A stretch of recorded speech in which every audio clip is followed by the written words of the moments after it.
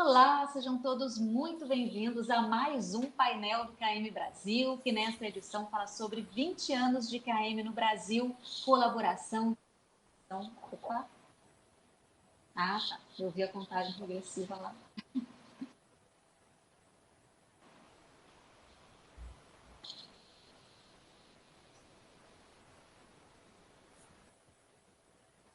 Olá, sejam todos muito bem-vindos a mais um painel do KM Brasil, que neste ano fala sobre 20 anos de KM no Brasil, colaboração, transformação e inovação.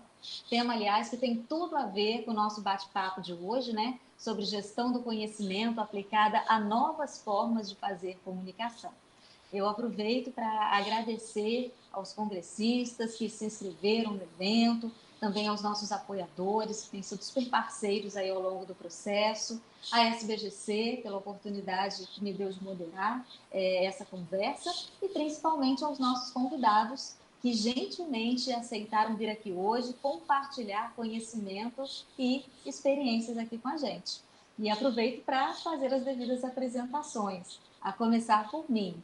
Para quem não me conhece, eu sou a Renata Monteiro, jornalista, responsável pelas áreas de comunicação e conteúdo aqui da SBGC, e terei o prazer de moderar esse bate-papo com 3 grandes profissionais. A Bel Guimarães, que é multidisciplinar aí, que atualmente trabalha como professora universitária e também consultora em aprendizagem organizacional. Seja bem-vinda, Bel.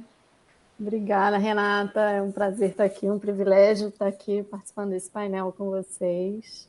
A gente que agradece. Também o Fábio de Renzo, que é publicitário, especialista em comunicação interna e certamente tem muita coisa aí para compartilhar com a gente. Obrigada também, Fábio, pela presença. Obrigado, Renata, obrigado pelo convite. Muito bom poder compartilhar com vocês esse tema, ainda mais com o pessoal aqui, que acho que vai ser bem interessante. Muito obrigado. Com certeza. E a Verônica Machado, obrigada também pela presença, Verônica. A Verônica é jornalista, trabalha com marketing digital e lidera aí uma comunidade com mais de 500 profissionais engajados em colocar projetos e negócios no ar. Seja bem-vinda também, Verônica. Muito obrigada, Renata. Vamos lá. Bem, você que está aqui, que escolheu esse painel, fique à vontade para interagir com a gente, fazer perguntas, colocar dúvidas no chat, contar cases, né? A ideia é que a gente aproveite a presença de profissionais de áreas diferentes, né? Comunicação organizacional interna, educação, comunicação digital, para trocar ideias, esclarecer dúvidas, né? E dar insights voltados aí à gestão do conhecimento e comunicação.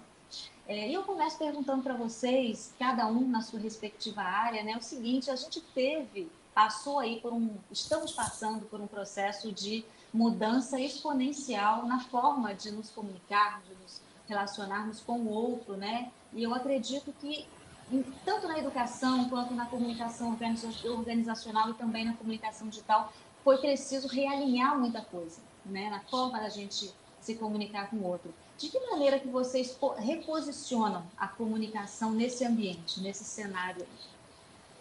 Fábio, quer começar? Como é que foi no ambiente organizacional, né? Que mudou também até a estrutura, né? Passou a ser digital, enfim, conta um pouquinho para a gente. Então, Renata, é claro que eu sempre vou trazer aqui um recorte da comunicação organizacional, comunicação interna, né? Só para a gente entender. Acho que, nesse caso, o primeiro desafio foi trazer mais transparência, mais clareza para as pessoas. Eu acho que, quando a gente fala em comunicação interna, no primeiro momento, sempre se pensou nos canais, né? De como é que a gente atinge os colaboradores, né? Então, você tem lá vários canais. Esse momento específico, o olhar foi de conteúdo, foi trazer conteúdo e trazer conteúdo da melhor maneira, inclusive com rapidez, né? Desde um primeiro momento que houve essa questão da pandemia até agora, o que as pessoas estão mais, digamos assim, com necessidade e com mais carência é de conteúdo, seja da empresa, seja do momento da liderança, seja o que está acontecendo. É óbvio, e a gente viu isso e está vivendo até agora, nem todos os líderes têm todas as respostas, né? Os líderes também passaram por um processo de reaprendizado, mas eventualmente, mais importante nesse momento, em termos de comunicação interna, é trazer conteúdo, é trazer clareza, é tentar, inclusive, em alguns momentos, parar de fazer comunicação. Pode até parecer uma coisa meio contraditória, mas o excesso de comunicação, o excesso de informação para a comunicação interna, em algum momento meio que atrapalhou o processo. Então, uma das coisas que a gente vê nas empresas, a gente acompanha alguns contatos, alguns clientes, vamos acalmar um pouco o excesso de reuniões, o excesso de apresentações, o excesso de informação. Isso, em algum momento, atrapalha e cria muito mais um caos do que uma certa tranquilidade. Eu acho que esse é o grande, na minha, assim, um pouco do que eu vi nesse ano, nos clientes, foi desse olhar, trazer conteúdo, trazer uma certa rapidez, trazer transparência e encontrar o time disso, encontrar o dial, né, mais equilibrado nesse processo. Bel, na educação, esse novo momento reposicionou a comunicação, colocando ela num lugar com destaque ainda maior? Como é que foi? Com certeza, né? Na educação, a gente está preocupado em favorecer os processos de aprendizagem, né? E a comunicação é base para isso, porque a gente aprende interagindo, né, com os outros, com as outras pessoas, e interagindo com o conteúdo, com o objeto de estudo, né? Então, a partir do momento que a gente não está mais ali interagindo cara a cara, né, a gente precisou pensar em outras formas de se comunicar, né, de propiciar essa comunicação entre pessoas e entre as pessoas com conteúdo, com conhecimento.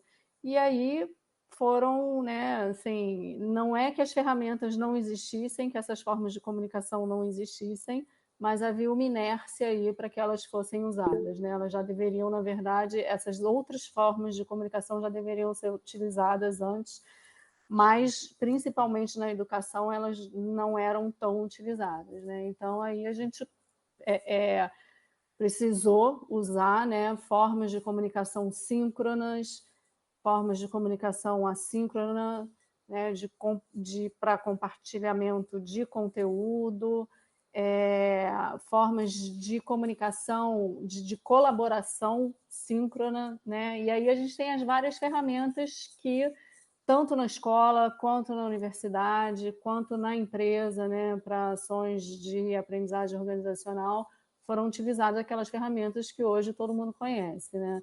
O Zoom, e o Teams, o Google Meet para a comunicação síncrona, Moodle e outros, Google Classroom para comunicação assíncrona e compartilhamento de conteúdo, e as ferramentas também de colaboração síncrona, né, para substituir as paredes e os post-its, né, o Miro, o Mural, o Jamboard.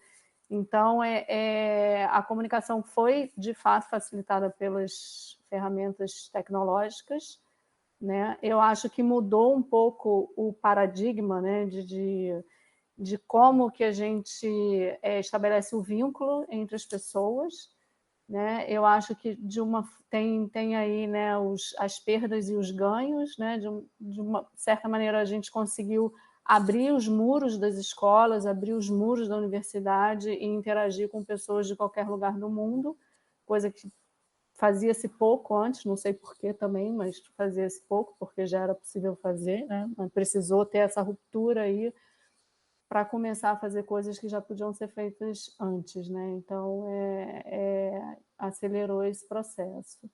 Então, tivemos alguns ganhos aí, né? Não, com certeza. Pegando o que você falou, Bel, e também o que o Fábio comentou, né, que em um determinado momento a gente teve que parar de fazer comunicação interna, especificamente, né, de focar tanto no conteúdo, eu devolvo para a Verônica agora, para ela também comentar sobre esse reposicionamento da comunicação, mas adicionando aí o fator do excesso, né, de conteúdo, do excesso de ferramentas, do excesso de lives. E você, Verônica, já estava no ambiente digital antes da pandemia, né? Parece que no começo, assim, enfim, motivado por outros fatores também, muita gente ficou sem trabalho, precisou se reposicionar profissionalmente. Então, assim, eu acho que talvez hoje o nosso desafio seja saber como filtrar esse volume todo de informação, que é até uma pergunta do Miguel Amado, né? Que ele fala, são tantas informações, como fazer esse filtro, seja no ambiente digital, Verônica respondendo agora, e depois devolvendo para vocês, Bel na área de educação e também, no caso do Fábio, na comunicação organizacional. Bom, no meu recorte, que basicamente é de uso pessoal das mídias sociais e para profissionais liberais, pequenos empreendedores que usam as mídias sociais, que é a minha área ali, né? O que aconteceu? A pandemia veio e enfim, os comércios fecharam e as pessoas precisavam continuar a vender, ou a pessoa perdia o emprego e ela precisava fazer alguma coisa em casa para poder vender, e como comunicar isso para as pessoas. Então, logo no início da pandemia, veio uma necessidade muito grande de como é mesmo que eu faço para me comunicar nas mídias sociais e no ambiente digital, e aí vieram vários passos a passos, vieram guias definitivos, vieram vídeo 1, vídeo 2, vídeo 3, e fórmulas, e como fazer para sobreviver mesmo e fazer nossas vendas no ambiente digital. E o que isso aconteceu, né? A partir dessa necessidade, muita gente passou a produzir cada vez mais e mais conteúdo. E peraí, é o conteúdo que vende, peraí, é a oferta que vende, vamos criar produtos, vamos criar ideias, vamos aumentar o delivery, porque até o delivery, que é um produto físico, ele passou a ser incentivado online, né? E aí a gente criou, depois de 2 anos, 1 ano e meio de pandemia, Quase 2, né? quase 2 anos de pandemia, aí a gente sentiu o efeito dessa explosão de produção, dessa necessidade de comunicação, que não foi só de venda, como foi de proximidade por conta do isolamento, né? Se eu não posso sair de casa, deixa eu fazer mais lives, deixa eu fazer mais chamadas de vídeo. E eu acho que a gente está sentindo agora o efeito dessa bomba comunicacional, não sei se eu posso dizer assim, partindo dessa necessidade de fala, de proximidade e necessidade financeira, né? Então, eu acho que é importante situar a gente nesse contexto, e é uma teoria, né? A minha hipótese do porquê estamos saturados ainda mais, porque eu sinto que a gente já estava antes da pandemia, um pouco. Mas agora ficou, não aguento mais, agora eu preciso me distanciar das telas, agora eu preciso fazer detox digital e tudo isso, né? Agora eu vejo que tem tanta gente produzindo que, mesmo que a pandemia se acalme, é um efeito sem volta, na minha opinião. Todo mundo entendeu o poder de comunicar na internet mesmo, até quem não estava antes da pandemia. E isso cria uma sensação também de mais do mesmo. Não sei se vocês têm isso. Mas, nossa, mas eu já vi isso em algum lugar. É difícil você ver um conteúdo que te surpreende, que é realmente muito bom, que conteúdo de todos os tipos, tanto educacional, quanto de comunicação interna, quanto de marketing para uma venda. Mas, nossa, mas isso de novo, mas isso de novo. Então, por conta dessa explosão de comunicação, o que eu acho que vai fazer a gente se destacar é a autenticidade. São os conteúdos que são autênticos, e autênticos não significam malucos diferentões. Autênticos, a forma de mostrar, talvez, né? Isso, que você deixe de fazer a cópia, a fórmula, o guia definitivo, o passo a passo, para falar como eu quero me comunicar, como eu sou. A pandemia também abriu um espaço de autoconhecimento, né? Uma oportunidade disso. E a partir de quem eu sou, de como eu me comunico, como eu posso vender o meu produto, como eu posso expressar a minha ideia, a minha mensagem. Então, em resumo, pandemia, necessidade, explosão de informação, Na autenticidade agora. Uma necessidade de saco cheio de informação, tem demais autenticidade. Basicamente, essa é a linha de raciocínio que eu posso fazer por agora. E pegando esse panorama da Verônica, Bel e Fábio, como mapear, né, melhor conteúdos e competências no dia a dia de vocês, né, fazendo esse filtro no microambiente, seja ele na comunicação interna, seja no ambiente educacional também, Bel? Porque o que a Verônica falou extrapola, né, o ambiente digital e vai também para a educação, né? porque houve uma ruptura grande também aí no modelo de fazer educação. Então, como fazer esse mapeamento aí, essa gestão do conhecimento e do conteúdo, trazendo, agregando valor, né? E não só trazendo volume, digamos.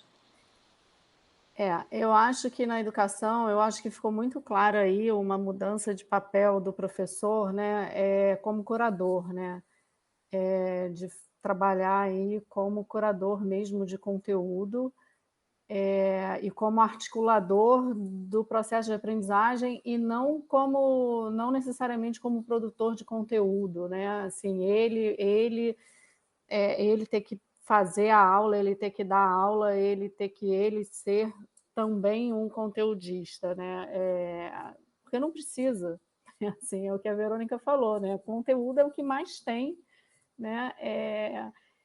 Assim, e tem muito conteúdo bom, né, na internet.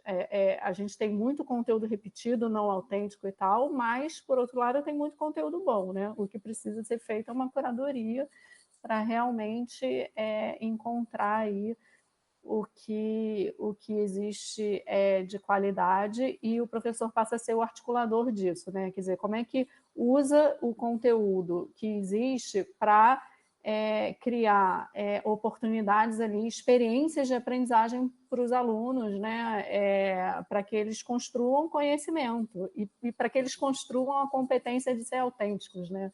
E aí eu tenho trabalhado muito com essa questão da autenticidade, não só no contexto escolar, mas também em empresas, né? E não só em produção de conteúdo, mas no ser autêntico mesmo, né? De você poder ser você mesmo onde você estiver, né? Sem precisar se fantasiar de profissional, né? Mas você poder ser ali você onde você estiver. E sem isso que a Verônica falou, né? Ser autêntico não precisa ser, não é ser exótico, não é ser, né? É só ser você do jeitinho que você tá bom. E isso vale para o seu conteúdo também.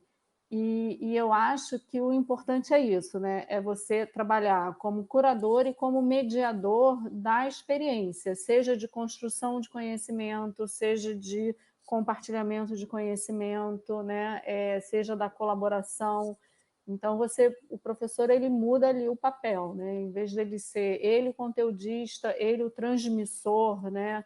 Ele passa a ser ali um curador e um mediador, sem esquecer de querer trabalhar, né, com o aluno o desenvolvimento das competências de construção, né, da autenticidade, de construção de conhecimento e do próprio aluno, né, dele também ter esse olhar crítico e conseguir identificar ali o que é válido, né, o que é conteúdo válido para ele consumir, né, sem exagero.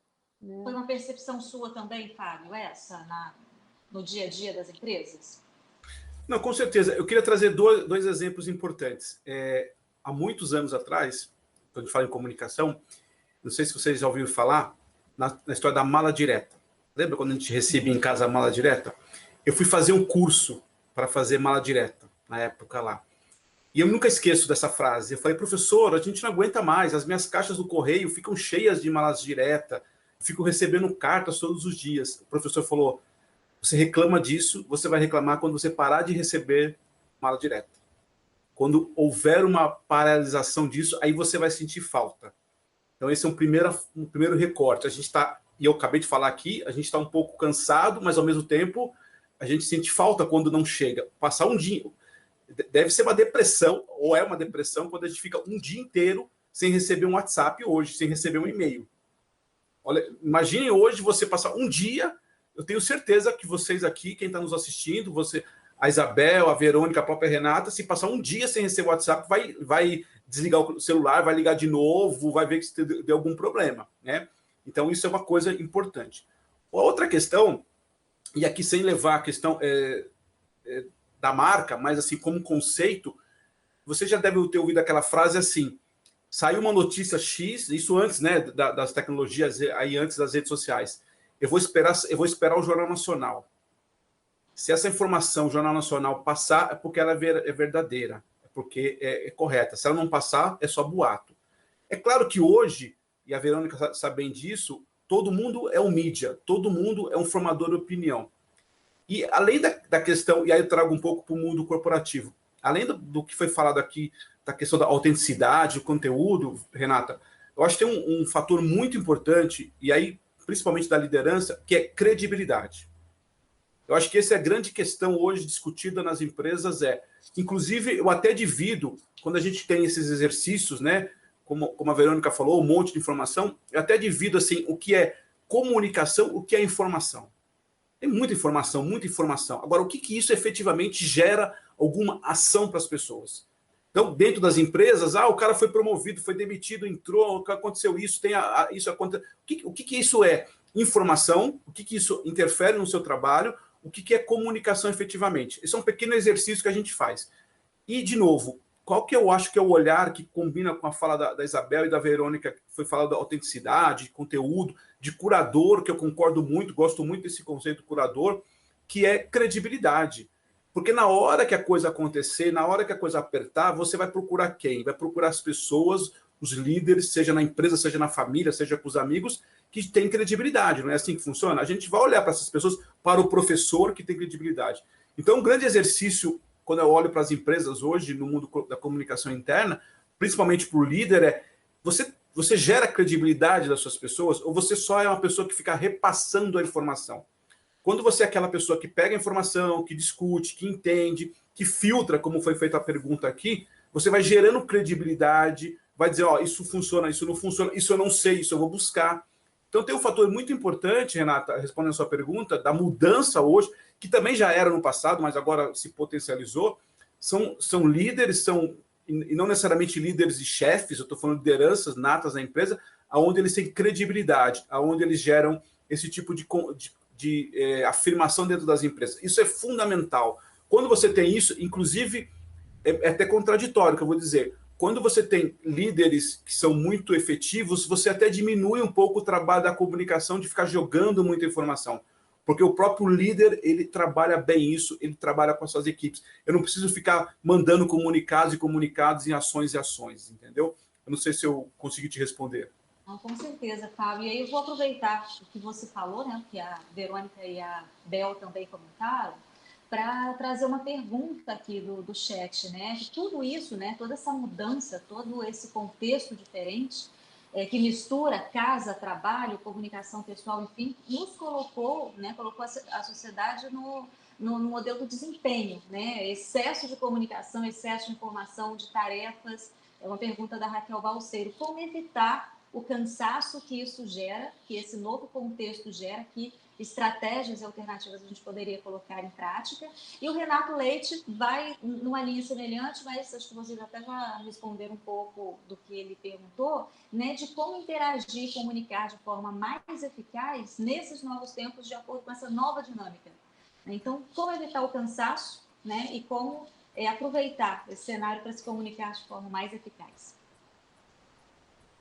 Se eu puder começar aqui agora, eu diria o seguinte, Renata, existe na minha, um pouco da experiência, como a Verônica falou, eu fui um dos caras que tentei me reinventar nesse momento aí da pandemia, conversando com muitos profissionais, fiz mais de 80 lives assim, para poder também se conectar.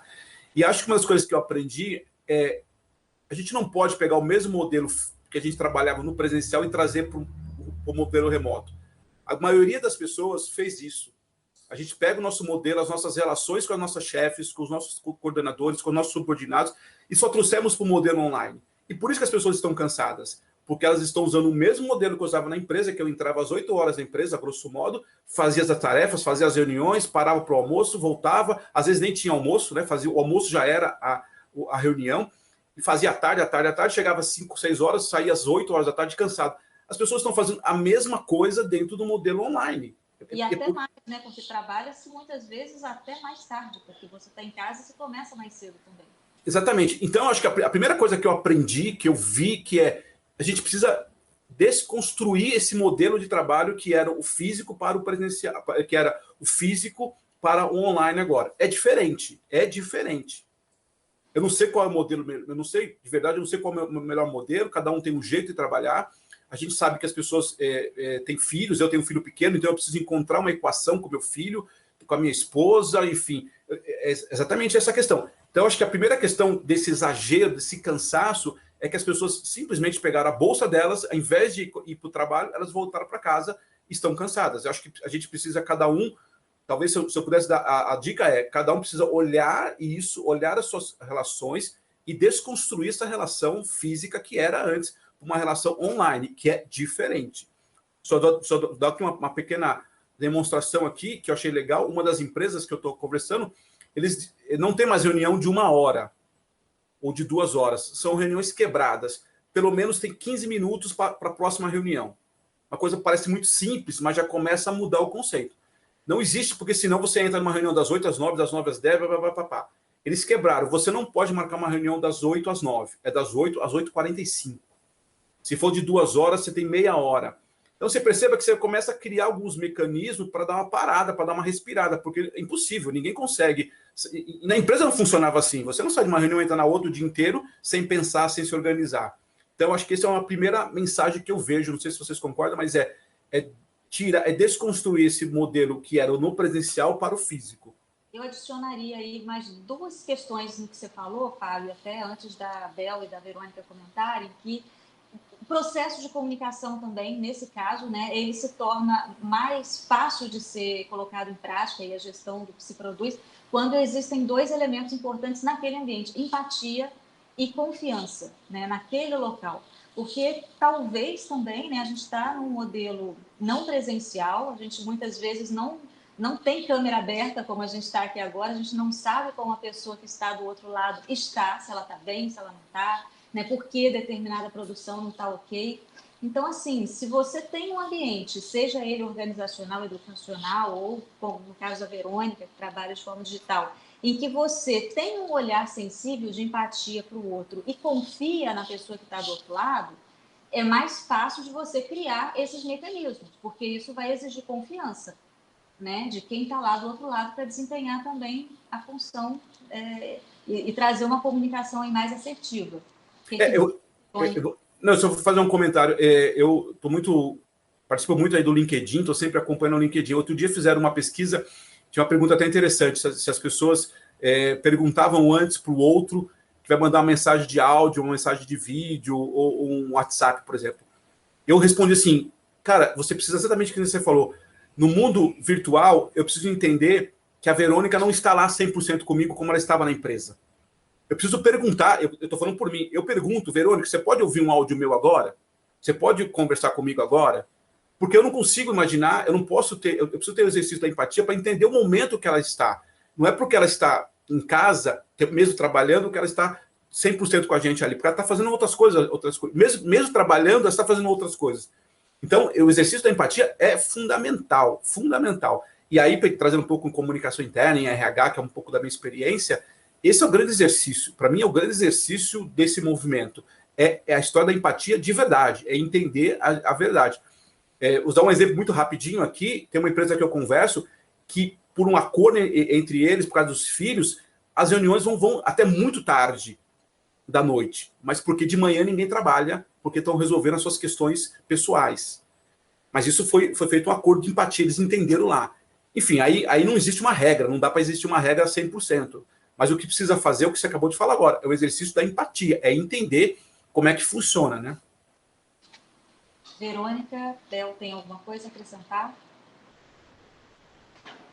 Quer falar, Verônica? Então, em relação ao cansaço, né, que a Raquel perguntou, a gente acabou de fazer uma pesquisa lá na PUC com os alunos de graduação e professores sobre o estado de espírito, e o que mais apareceu, fora ansiedade, foi cansaço, né? As pessoas estão muito cansadas, né? E eu acho que tem, né, a ver com isso que o Fábio falou, né, dessa transição de achar que vai ser igual, né, o presencial. Eu acho que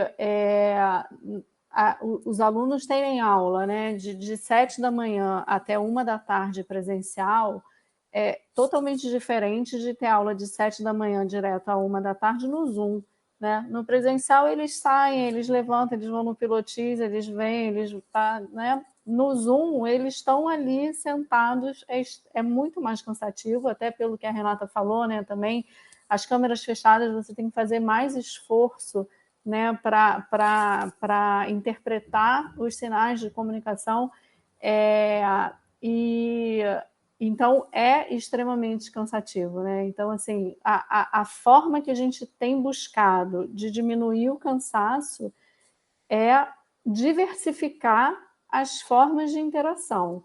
Então, não fazer, né, todas as aulas no Zoom, não fazer as 2 horas de aula no Zoom, fazer algumas aulas síncronas, algumas aulas assíncronas, com atividades assíncronas, propostas de atividades, tentar que os alunos não fiquem 6 horas no Zoom, porque assim, eles ficam 6 horas no Zoom tendo aula, né? Vamos supor. Aí eles têm um estágio que eles têm não sei quantas reuniões no Zoom. Aí, agora tudo bem, agora, né, já estão saindo, já estão fazendo coisas, mas num momento anterior que não estavam saindo, encontravam os amigos pelo Zoom, namoravam pelo Zoom, encontravam família, era tudo ali, né? Era assim, então era de verdade extremamente cansativo. Então, eu acho que a forma assim de que não é uma fórmula, né? Mas assim, a maneira de tentar minimizar o cansaço é diversificar as formas de interação, né? Porque você diminui a intensidade de qualquer uma delas. E aí eu acho que minimiza um pouco o cansaço, mas assim, é muito cansativo, né? Eu acho que está todo mundo exausto. Com certeza, né? A gente já está num momento de muita saturação. Você, particularmente, Verônica, tem alguma estratégia, alguma dica pessoal de como você dribla essa situação na sua comunicação aí com seus mentorados, por exemplo? Eu acho que eu estou numa situação privilegiada de não estar em uma empresa, né? Tem lados bons e lados ruins de ser o próprio chefe.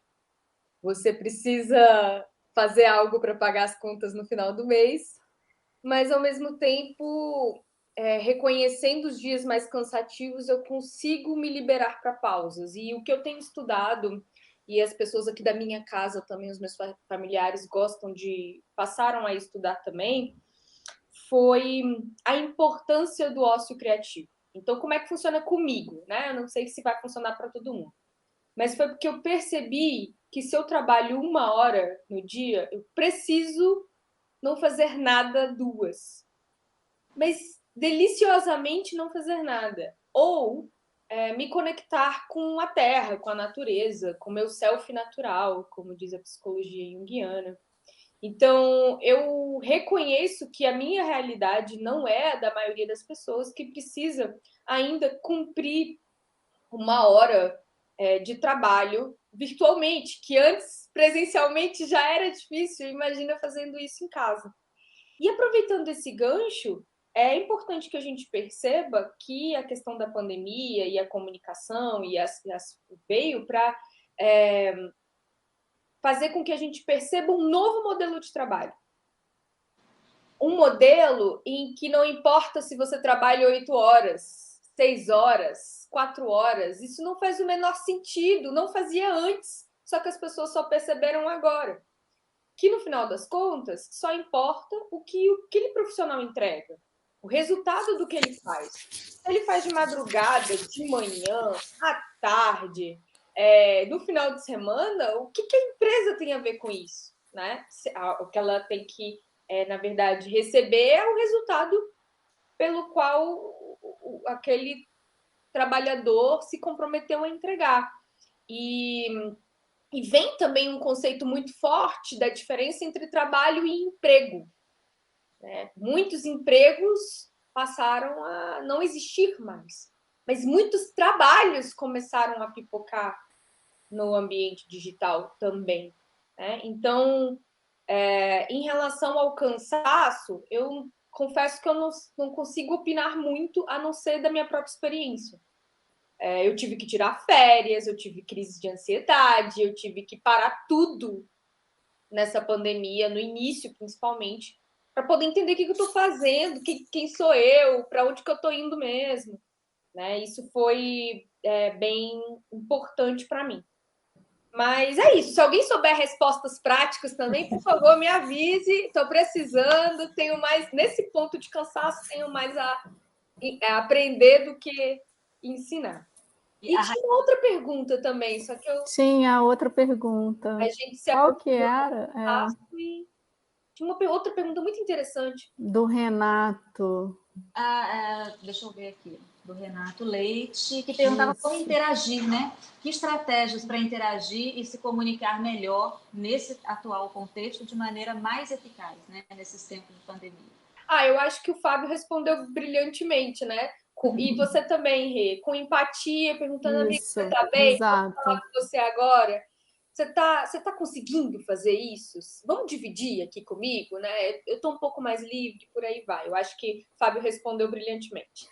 Eu acho que tem uma coisa... Vocês conhecem a Escola da Ponte? Já ouviram falar? Uma escola em Portugal, que tem uma proposta, né, toda diferente. Eles têm um mural lá que posso ajudar e preciso de ajuda, né, onde os alunos colocam coisas sobre as quais eles podem ajudar e coisas sobre as quais eles precisam de ajuda, né? Eu acho que isso é uma analogia boa, né? Assim, eu acho que a gente poder pedir ajuda e poder oferecer ajuda, né? Interagir dessa forma, né? Assim, que tem a ver certamente com empatia, né? Tem a ver com isso, né? Então, a gente está pronto aí para essas duas coisas. Eu tenho alguns comentários aqui do chat. A Flávia Celidoni, né, falou que a importância da escuta sempre aparece, né? Over communication não é uma comunicação eficiente, definitivamente. E a Raquel devolve a pergunta com a seguinte provocação, né? Assim como a Verônica, Bel e Fábio, vocês conseguem ter momentos de contemplação e ócio para se energizar? Vocês fazem isso no dia a dia de vocês, para melhorar a comunicação de vocês? Eu faço. Eu tenho momentos de não fazer nada. Eu sou boa nisso. E você está difícil ou está conseguindo fazer? Não, eu também. Eu acho o seguinte, eu aprendi uma coisa assim, na hora que você tiver que fazer, faça, né? Que nem ela falou. Por exemplo, eu acordo muito cedo. Eu, das 6 às 9 horas, eu faço, teoricamente, muitas coisas para resolver. E aí, sabe como é que eu reenergizo? Vou brincar com meu filho. Às 10 horas da manhã, eu tenho um filho de 2 anos e meio, eu vou brincar com ele. Eu me permito fazer isso. Claro que não é todo dia, toda hora, mas eu me permito almoçar com ele todos os dias, me permito dormir com ele à tarde. Agora, o que eu aprendi, talvez aí, Verônica, um pouquinho que você falou, o que eu aprendi das 6 às 7, das 7 às 8, sei lá, e eu acho que isso sim mudou nas empresas, porque vamos ser muito sinceros, eu ficava das 7 às 9 na empresa, tomava um café, ia reunir com não sei o quê, papapá. Não, efetivamente não trabalhava das 7 às 9, vamos imaginar grosso modo. E só fazendo um adendo aqui, Fábio, esse cafezinho também era importante. Não, claro que claro. Mas só que às vezes era todo dia, né?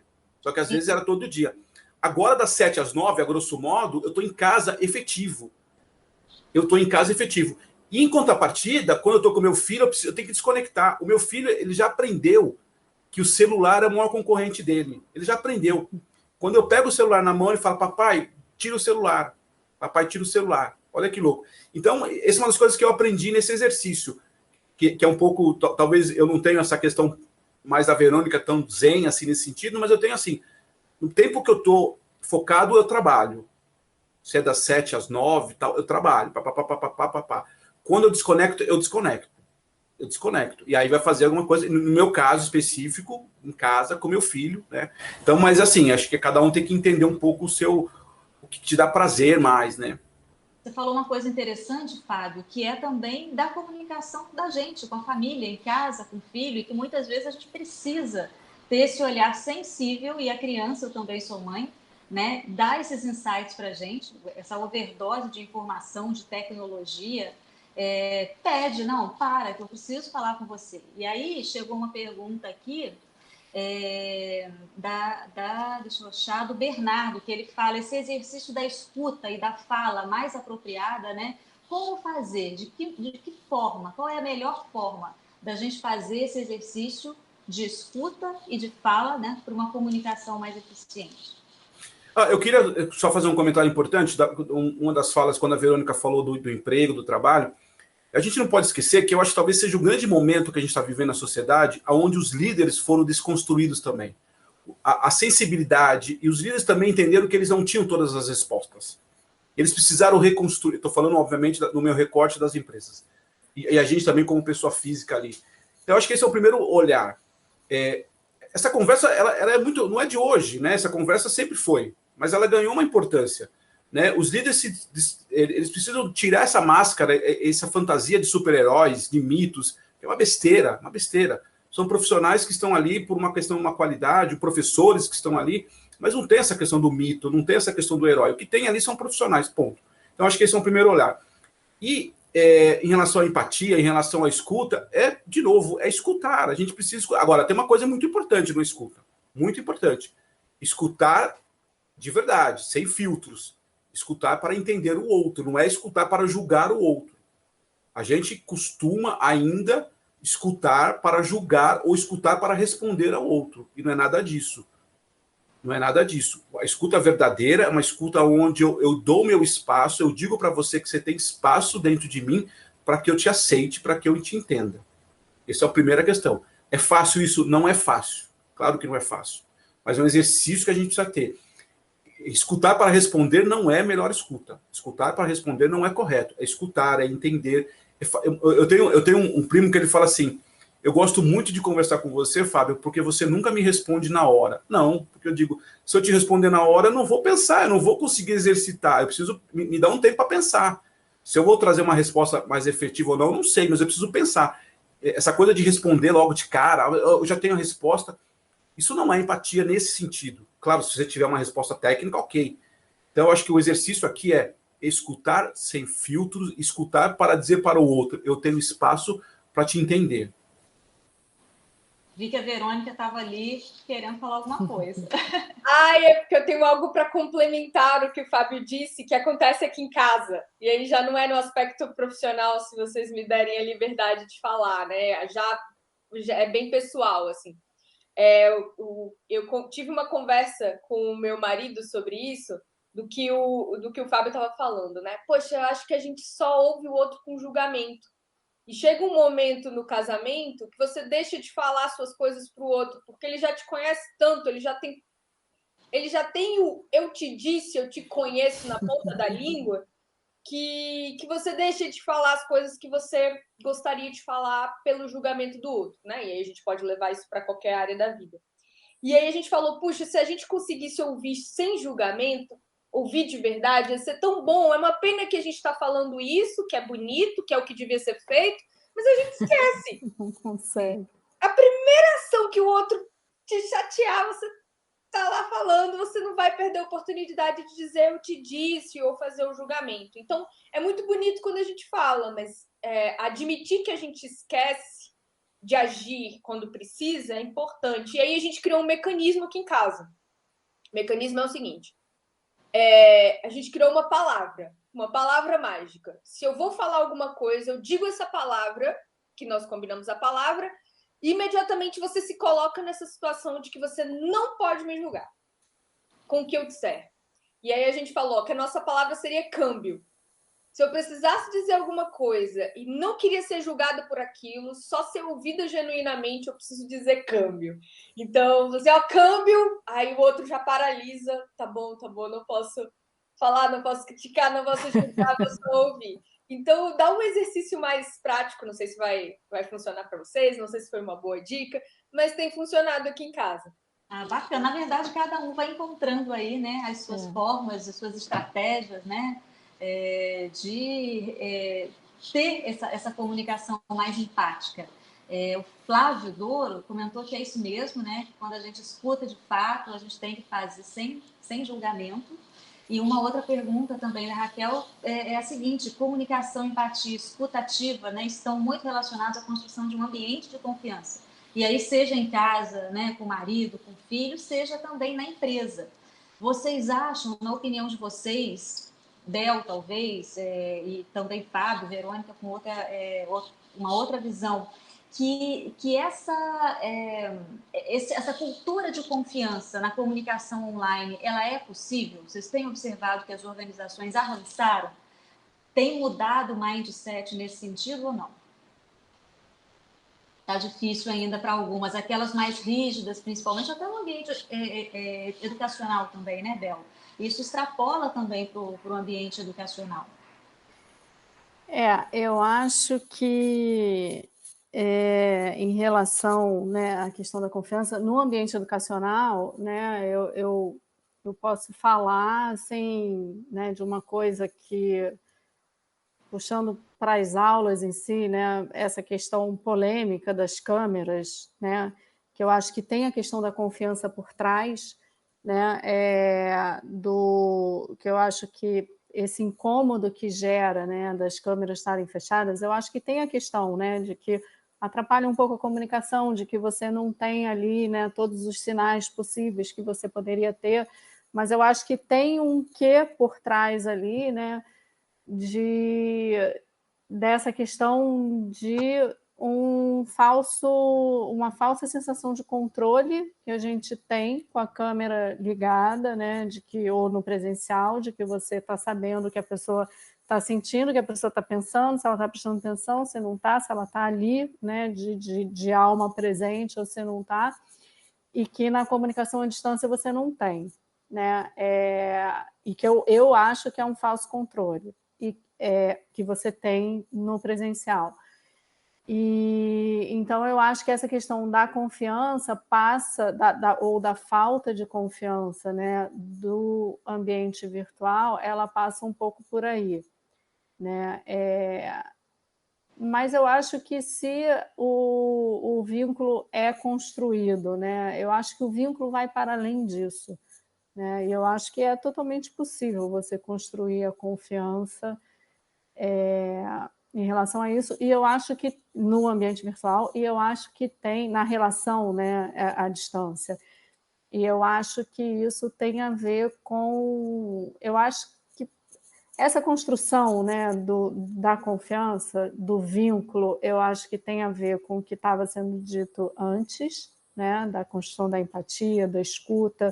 Eu acho que todos esses elementos ajudam a construir essa cultura de confiança, né? E que eu acho, né, que eu ia falar em relação à escuta, que eu acho que tem a ver com uma coisa de mentalidade de aprendiz, né? De você ter uma coisa de você ter curiosidade pelo outro, né? De você querer aprender sobre o outro, de você entender que você não sabe sobre o outro, então, mas ter curiosidade, então você quer realmente escutar o que o outro tem para dizer de verdade, né? Tem para te mostrar de verdade. E eu acho que com essas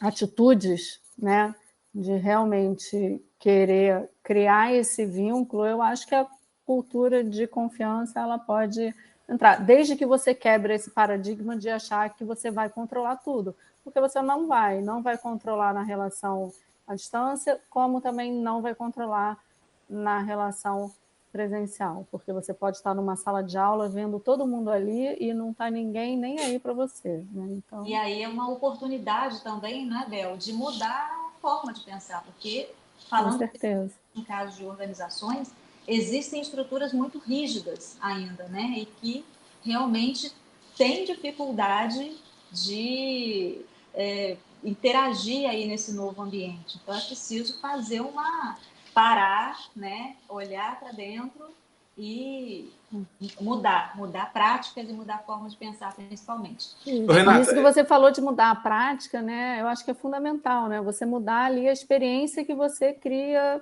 ali para as pessoas viverem, né? Porque dependendo da experiência que você cria ali, da oportunidade que você cria das pessoas viverem ali, as pessoas vão estar ou não vão estar, né?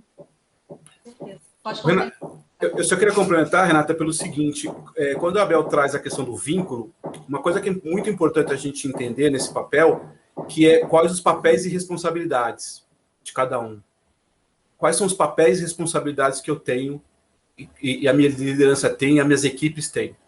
Porque eu vou trazer uma coisa, até fazendo um contraponto, tudo que a gente está falando aqui. As pessoas estão cansadas, mas olha só, vocês sabem disso, muitos profissionais foram contratados na época da pandemia. Muitos profissionais não conhecem seu chefe pessoalmente. Conheço vários. Muitos profissionais não conhecem as suas equipes pessoalmente, vários. Se isso não é bem feito, se isso não é bem organizado, não é bem determinado qual é a minha atividade, esse estresse, essa overdose, às vezes não é nem tanto da empresa, é do seu jeito, é da sua ansiedade, porque você não criou um vínculo com aquela pessoa. Quando você tem um vínculo presencial, nas empresas funciona assim, o vínculo presencial ajuda a entender qual é o momento da Renata, como a Renata está trabalhando, como é que é. Quando eu não tenho isso, quando eu não conheço a Renata, eu só olho para uma entrega dela. Eu só olho pelo que ela está fazendo. E aí tem uma questão que é muito importante. Volto a dizer, eu, enquanto prestador de serviço, às vezes eu fico atento com o meu cliente.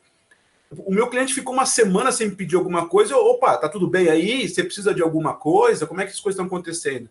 Entendeu? Então, uma coisa que é muito clara, eu gosto muito dessa frase da Isabel dos vínculos, é papéis e responsabilidades. Quais são os meus papéis enquanto liderança? Quais são os meus papéis enquanto coordenador, enquanto funcionário?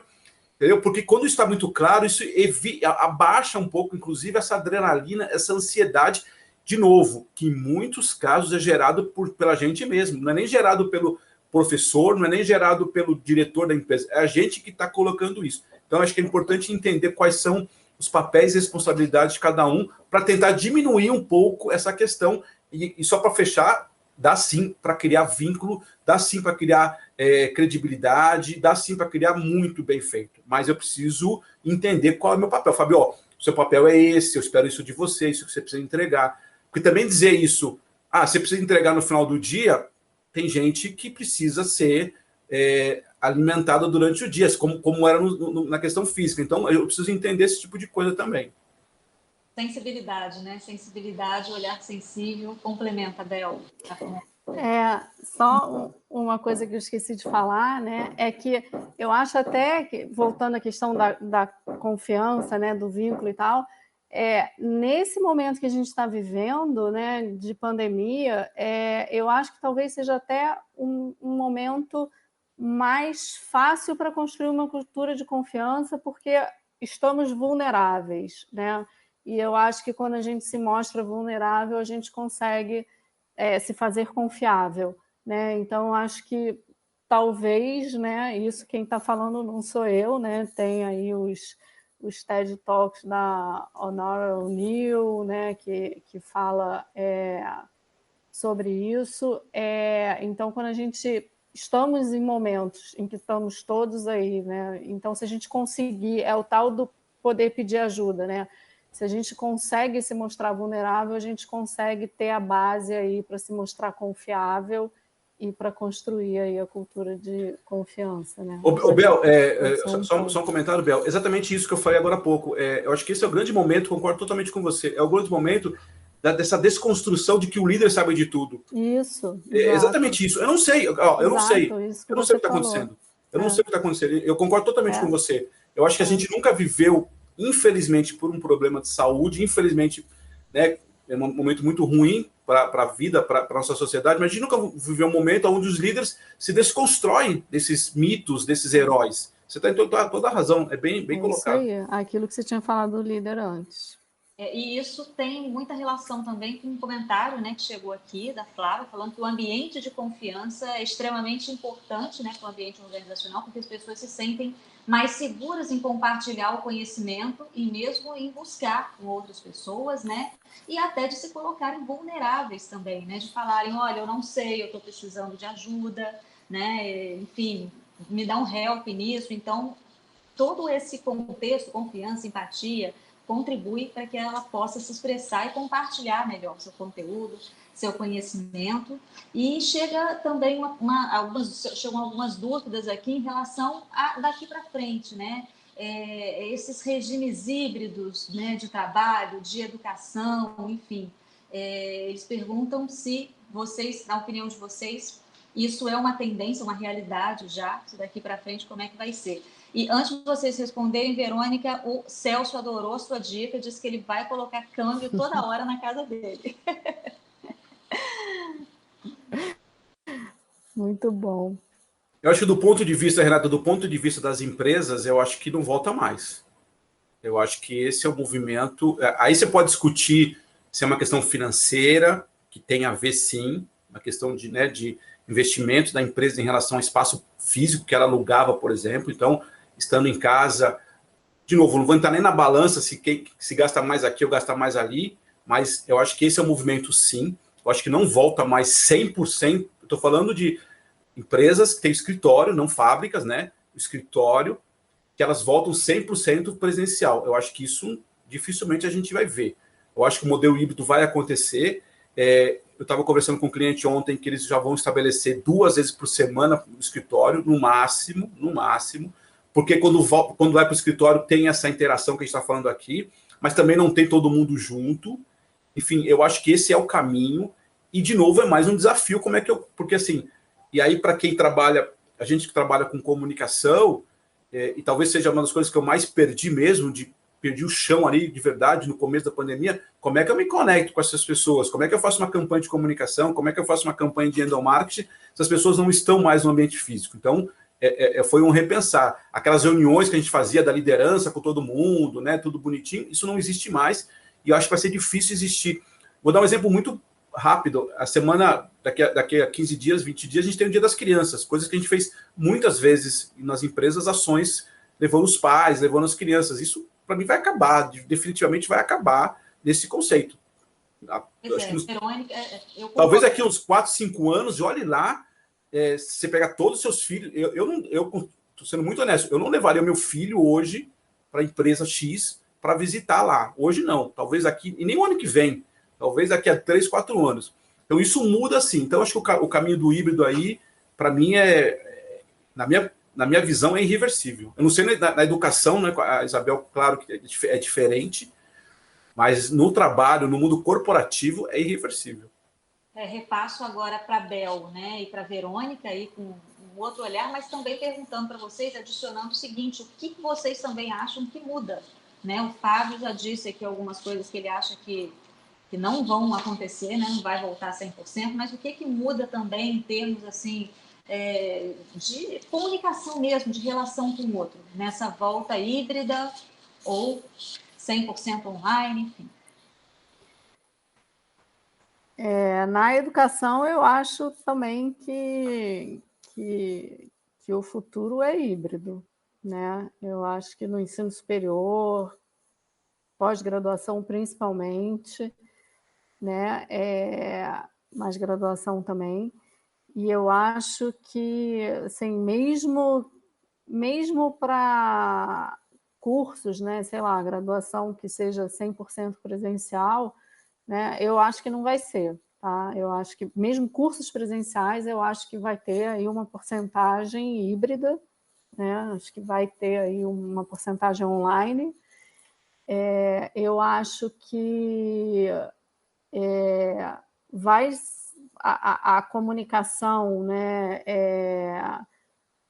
Pelas ferramentas tecnológicas e tudo que foi colocado, né, agora na pandemia, eu acho que mesmo voltando para o presencial, as coisas continuam com menor intensidade, mas eu acho que tudo que foi experimentado, eu acho que continua, né? Porque eu acho que todas as formas, as diferentes formas de comunicação, tanto entre pessoas quanto em compartilhamento de conteúdo, eu acho que todas geram valor, né, para a aprendizagem. Então, eu acho que elas todas vão continuar.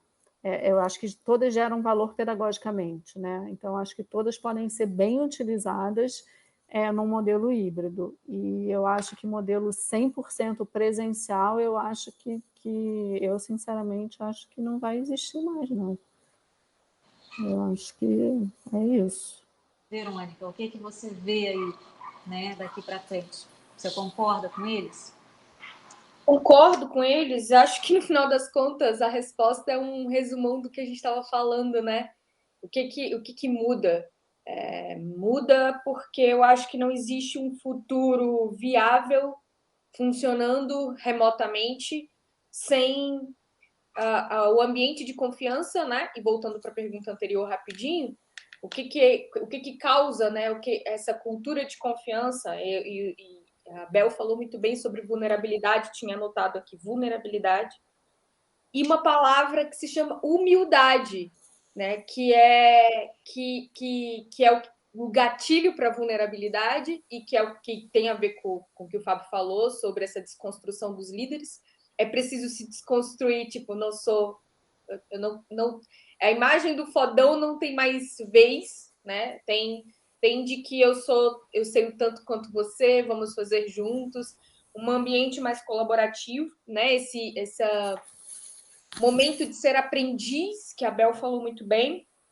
Então, compromisso e humildade, eu acho que tem que existir quando a gente pensa num futuro de trabalho digital, e aí no meu recorte seriam comunicação digital para vendas, para marketing pessoal também.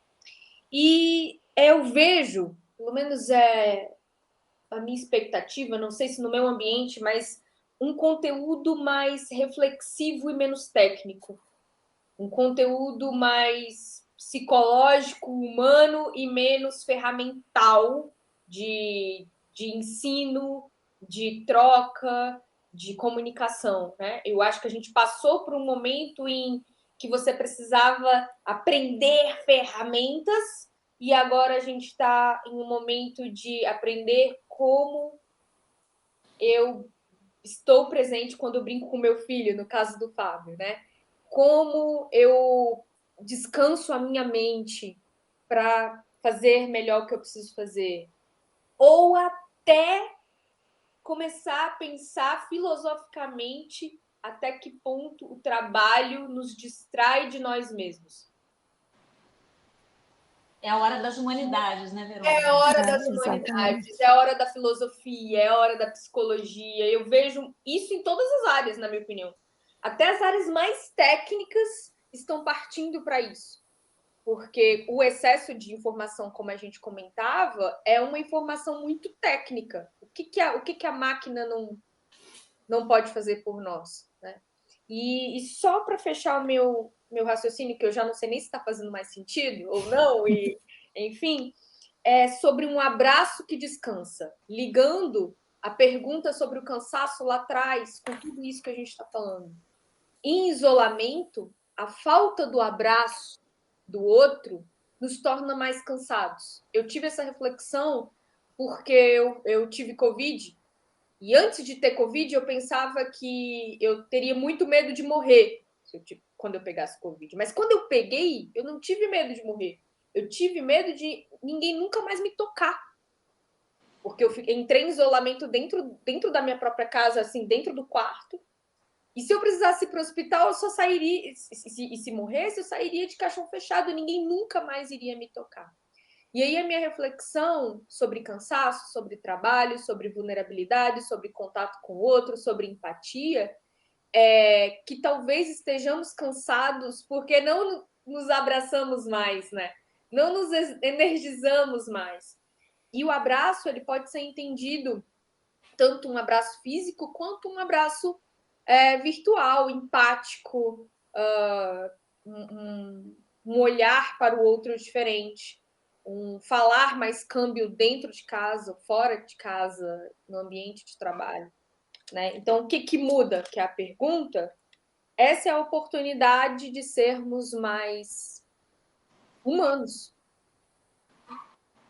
Pois é, e aí a gente vive pegando tudo isso que você falou, filosofando aí. A gente vive esse desafio mesmo, eu acho que em todos os ambientes, né? Estruturas mais rígidas, né? De lideranças muito rígidas, de realmente precisarem ter essa autorreflexão, olharem para elas, para reformular o ambiente, reformular a cultura organizacional, se é que isso é possível, uma coisa tão difícil, né? Cultura, de repensar tudo isso para tornar os ambientes realmente mais amigáveis. E eu acho que uma comunicação realmente que toca nas humanidades, uma comunicação que tem esse olhar sensível para quem participa daquele ambiente, ela é muito mais eficaz, muito mais efetiva. Mas a gente não faz isso sozinho, você não consegue fazer isso, você está num ambiente com uma cultura rígida, com lideranças que não escutam e com pessoas que não têm esse olhar sensível para o outro. E aí chegou aqui no chat, chegaram duas perguntas, né? Uma do Bernardo, perguntando se a gente pode considerar o líder como amigo, o amigo como líder nesse novo ambiente aí, e uma outra da Raquel também, dizendo que ela conhece empresas que voltaram para o presencial, mas continuam fazendo reuniões online. Então, assim, se isso faz sentido, né? Qual é o ponto de equilíbrio aí? Desculpa, a pergunta do amigo, como é que é? Se pode? Se a gente, nesse novo ambiente, pode considerar o líder como um amigo e o amigo como um líder. Enfim, acho que depende muito da situação, né? De quem é o amigo. Exatamente, é uma pergunta. Mas, assim, de novo, é a história dos vínculos. Né? Depende do vínculo que você cria, depende quais são os papéis e responsabilidades. Eu não tenho problema nenhum você ser amigo do líder. O problema é quando as coisas estão claras, quais são, ou não estão claras, quais são os meus papéis e responsabilidades na empresa. Né? A gente sabe disso. A gente está das empresas, a gente tem muitos amigos, a gente casa com pessoas dentro da empresa, a gente tem filhos com pessoas dentro da empresa, a gente namora com pessoas dentro da empresa, a gente é padrinho de casamento, não é? Quem não viveu isso dentro das empresas, não pode dizer também que isso não existe. Pode até que às vezes exagere ou não, mas existe. A questão é, qual é o papel, quais são os limites disso? Então, eu acho que sim, dá para você ter essa amizade, desde que tenha claro o que tem, para não ficar aquela coisa de favorecimento.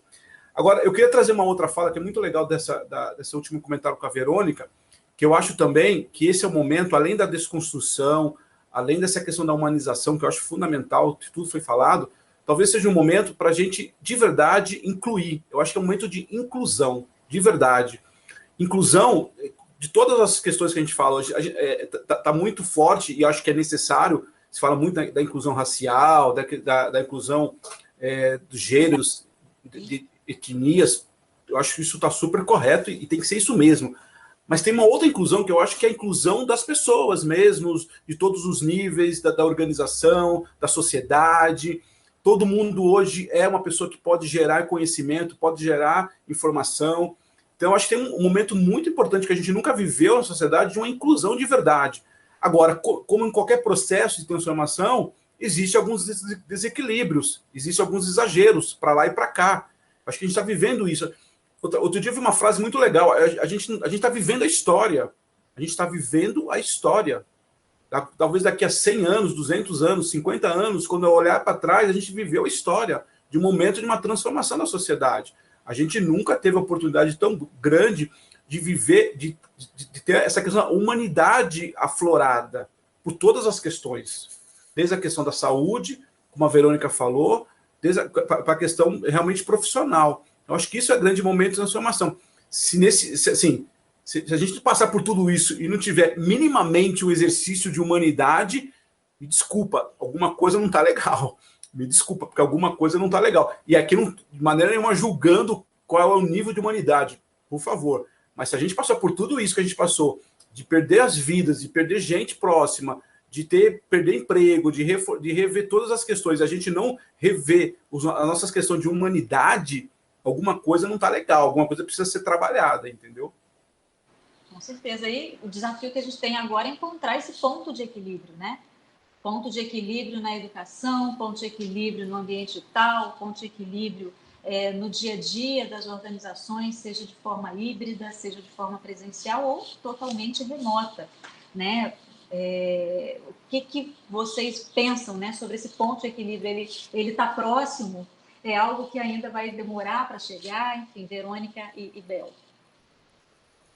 Então, acho que é um movimento de pêndulo, né? Assim, o negócio era presencial, foi para o total lá, eu acho que está aí voltando, né? Daqui a pouco fica ali, daqui a pouco chega ali no ponto, né? O que eu acho é o seguinte, eu acho que os momentos que as pessoas vão estar juntas e presencialmente, eles vão ser diferentes, né? Eu acho que não vai mais fazer sentido as pessoas estarem presencialmente no escritório cada um na frente do seu computador trabalhando sozinho. Para fazer isso, as pessoas fazem sozinhas em casa, sem ter que pegar ônibus, sem ter que ficar no trânsito, né? Podendo estar do lado do filho, podendo estar, talvez, numa qualidade de vida melhor. As pessoas, para estarem no escritório, elas deverão estar trabalhando juntas, né? Assim, eu acho que na educação é a mesma coisa, né? Para eu entrar em contato com o conteúdo, eu como aluno, né? Entrar em contato com o conteúdo, seja lendo um livro, seja assistindo uma aula expositiva, eu assisto a um vídeo em casa, sozinho. Não preciso ir para um lugar para assistir um professor falando. Para eu me deslocar, para estar num lugar com uma turma cheia, é para interagir com esse pessoal, é para interagir com essas pessoas, é para estar junto. Então, eu acho que a mesma coisa deve acontecer nas empresas. Então, eu acho que modifica a forma de trabalhar, né? Modifica a forma, modifica os processos, as rotinas organizacionais. Então, eu acho que até achar, né, essa forma, como que isso vai acontecer, né, esses ajustes, eu acho que isso leva um tempo, né? Eu acho que não vai ser assim instantâneo, né?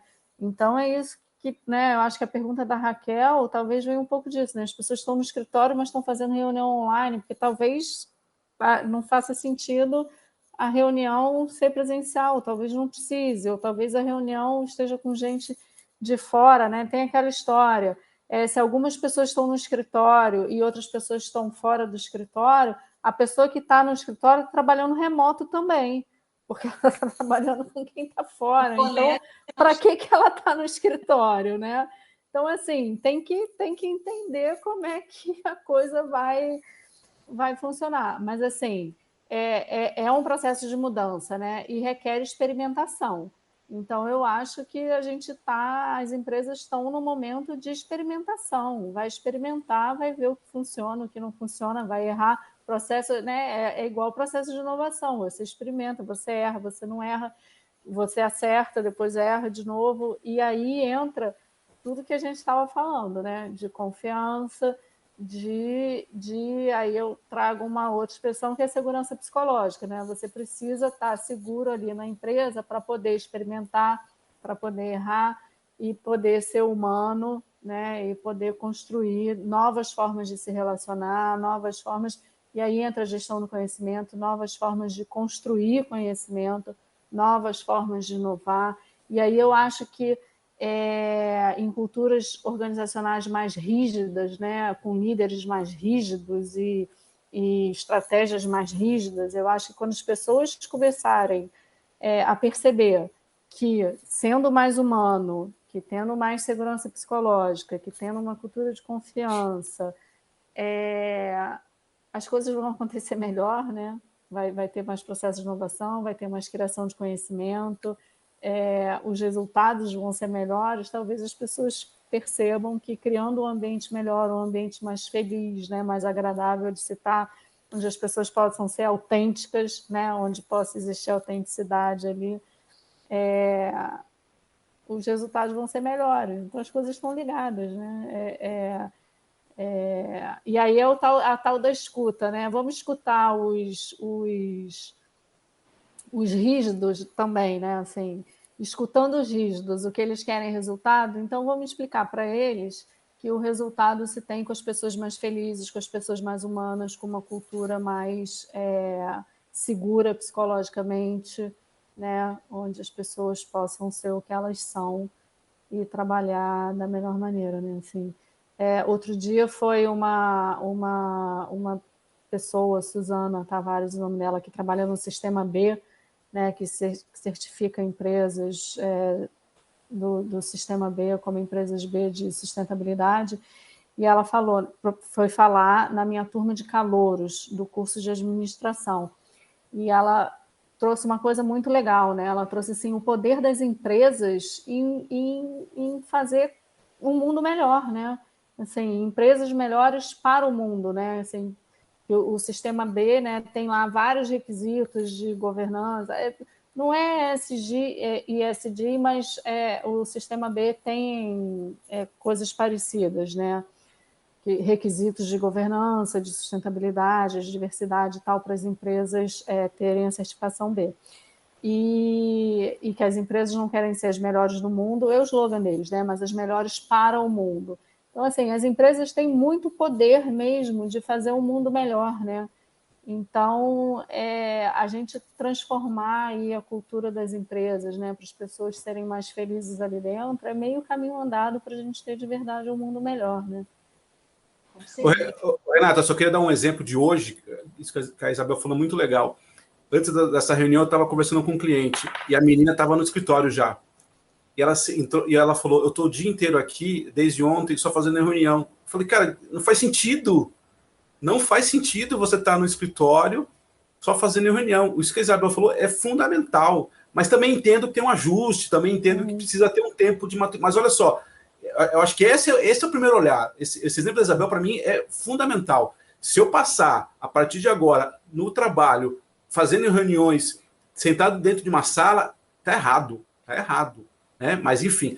Porque também tem um outro modelo aqui que ela falou que eu acho importante lembrar, que é essa coisa do equilíbrio psicológico, né? Como você falou, Segurança psicológica. da segurança psicológica. De novo, às vezes não é nem a liderança, às vezes não é nem a empresa, é o cara que se sente menos, se sente mais frágil, se sente mais inseguro, ele quer estar no escritório porque ele se sente mais seguro. E aí vem da empresa, vem da liderança fazer um bom trabalho de dar esse suporte para ele. Então perceba que tem os dois movimentos. Às vezes os caras falam assim, porque na minha empresa é assim, assado. Às vezes a empresa nem é assim.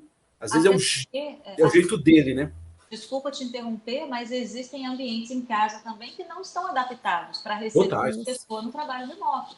Né? O trabalho invadiu o ambiente que a criança brincava, por exemplo, invadiu o local que você fazia outras coisas e nem todo mundo está preparado para isso. Então, de fato, esse movimento inverso também existe. Existem pessoas, né, que estão aí em questões mentais porque precisam voltar e a empresa, por outro lado, ou enfim, a forma de trabalhar dessa pessoa não entendeu esse movimento de retorno.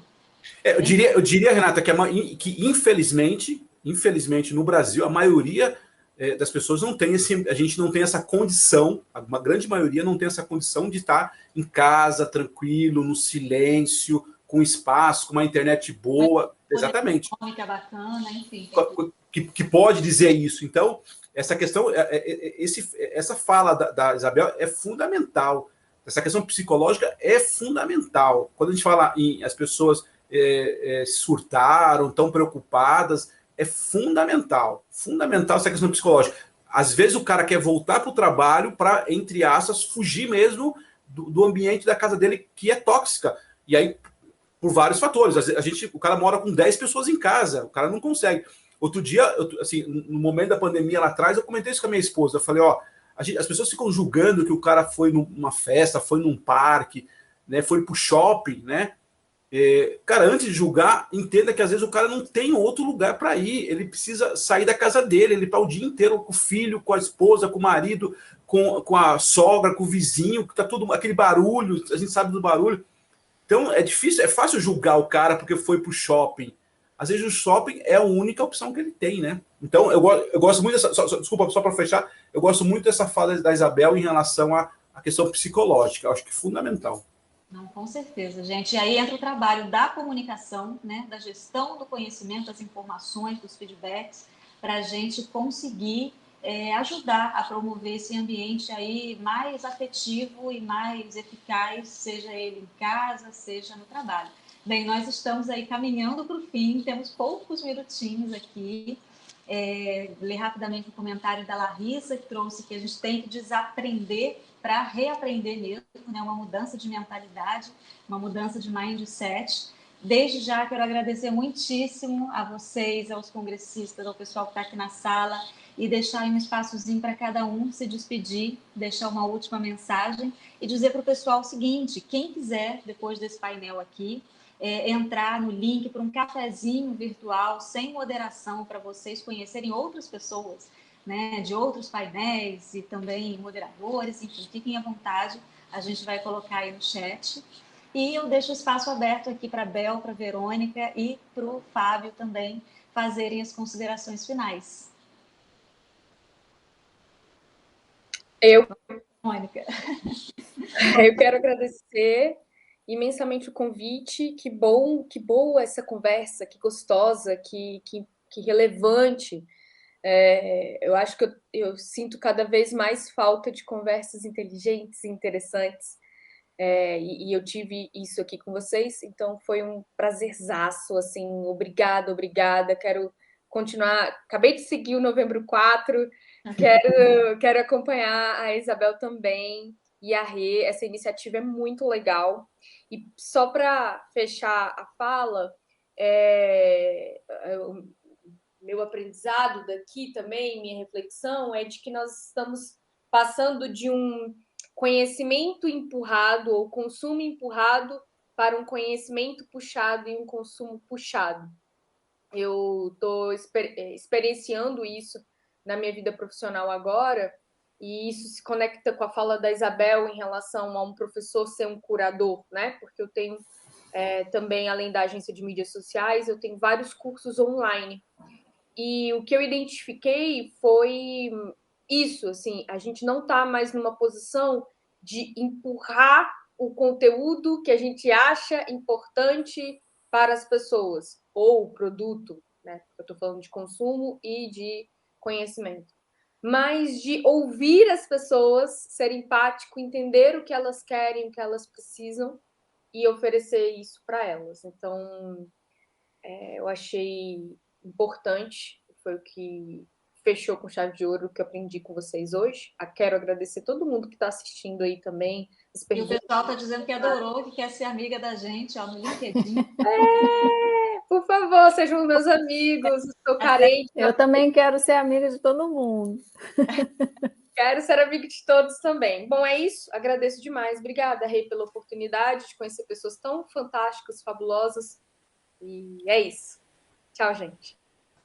Pode ficar aqui mais um pouquinho. Bel e Fábio. Gente, eu amei também. Muito bom. Muito obrigada pela oportunidade. Foi muito bom. Um privilégio estar aqui com vocês, Verônica, Fábio. Adorei conhecer vocês. Renata, adorei você fazendo mediação. Muito bom mesmo. Aprendi muito, né? Pegando aí o que a Larissa falou agora no final.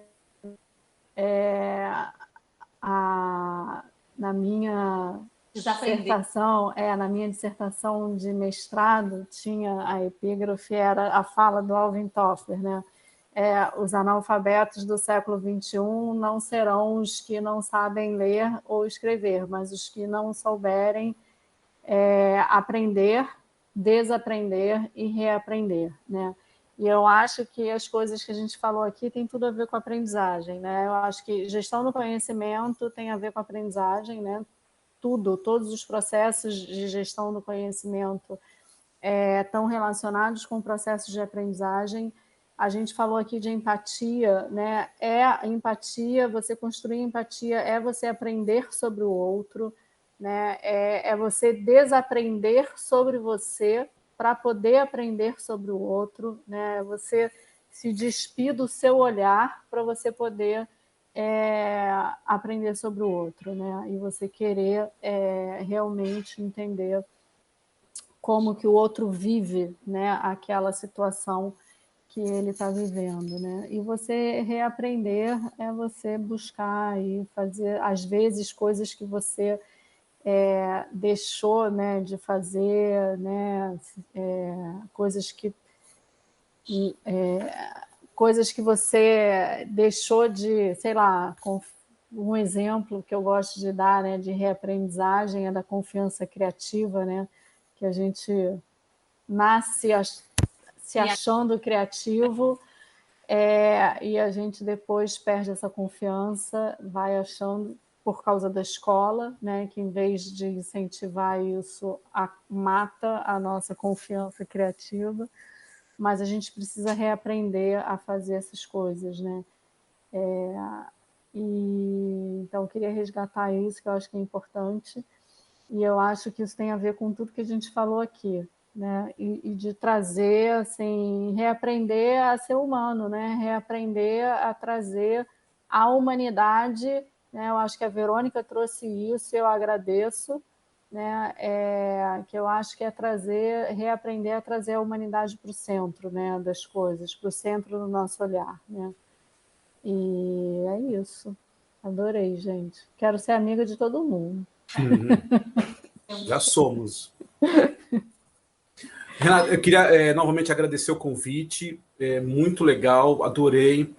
E acho que tem uma coisa, a gente fala muito na questão da pluralidade, né? Muito nessa questão da diversidade que a gente fala, que é muito importante, mas diversidade passa por isso também, né? Diversidade de ideias, de ouvir o outro. Achei muito legal, de verdade, esse painel onde você traz a questão da comunicação na educação, a comunicação na questão das mídias sociais. Eu achei bem interessante, porque são olhares diferentes, aprendi muito, fiquei muito contente. E tem outra coisa que é assim, né? Acho que tem ontem eu vi um trecho de um videozinho do Karnal, que ele fala isso, né? Que é, cara, você tem aí a tecnologia, você tem um celular na sua mão, usa para o seu bem. Usa para o seu bem. O celular tem todas as características, o celular, né? O computador, enfim, as redes sociais, aí mais a Verônica saber disso, você tem todas as características para te paralisar, você tem todas as características e as condições de deixar você inerte, mas usa para o seu bem, aprenda, assista vídeos, assista palestras como essa, conversas como essa, né, estude. Eu acho que a gente tem, de verdade, aí, principalmente nesse momento do virtual, uma grande opção, um cardápio que a gente nunca teve na vida, de aprendizado, de conhecimento, de histórias. Outra coisa que eu pessoalmente gosto bastante é olhar várias questões, não só da comunicação, sociologia, psicologia, conhecimento, artes. Acho que é bem legal isso, tipo de coisa. No final da história, só para finalizar aqui a minha fala, que eu gosto muito da questão da humanidade, cara, se a gente não puder, no final da história, ser bons humanos, tá errado, tá errado. Não tem nada certo. Eu quero passar por toda essa vida sendo um bom humano. Bom não quer dizer bonzinho, não é isso não. É uma pessoa que possa, na medida possível, dentro do seu conhecimento, das suas contribuições, ajudar o outro. Talvez esse seja o ponto mais importante que eu gosto da comunicação. A comunicação, por essência, é ajudar o outro, é dar informação ao outro, é dar conhecimento ao outro. Como ele vai usar é uma outra conversa que a gente pode discutir. Mas é passar isso para o outro, é ajudar as pessoas, né? Já não está no nosso controle, né, Fábio? Vai usar o que a gente oferece. Aí já é uma outra coisa mesmo. Gente, olha, eu agradeço demais a participação de vocês, fico feliz aqui, espero que tenha sido útil, rico para quem participou, né? A gente pensou nesse painel, justamente trouxe comunicação para diferentes áreas, porque eu acredito nisso, que a diversidade de ideias, de opiniões, né, de fases da vida e idades também, isso é muito rico, né? A gente aprende muito com o outro e nós também somos pessoas diferentes, né? Em fases diferentes da vida, então tudo que a gente traz acrescenta, e principalmente no processo de comunicação. Então, super obrigada, certamente vamos nos encontrar aí em outros momentos, nem que seja só virtualmente por enquanto, né? E deixo então o convite para quem está aqui ainda nesse painel para assistir a outras conversas aqui no CAIM Brasil, que tem vários temas super interessantes também. Quem quiser entrar no cafezinho, acesse o site. E quem quiser também conhecer mais sobre gestão do conhecimento, acesse o site da SBGC, que é sbgc.org.br. Vai ser um prazer encontrar todo mundo lá, daqui para frente. Gente, abraço e nos veremos aí em outros momentos. Obrigado, boa semana a todos. Para vocês também. Tchau, tchau. Tchau.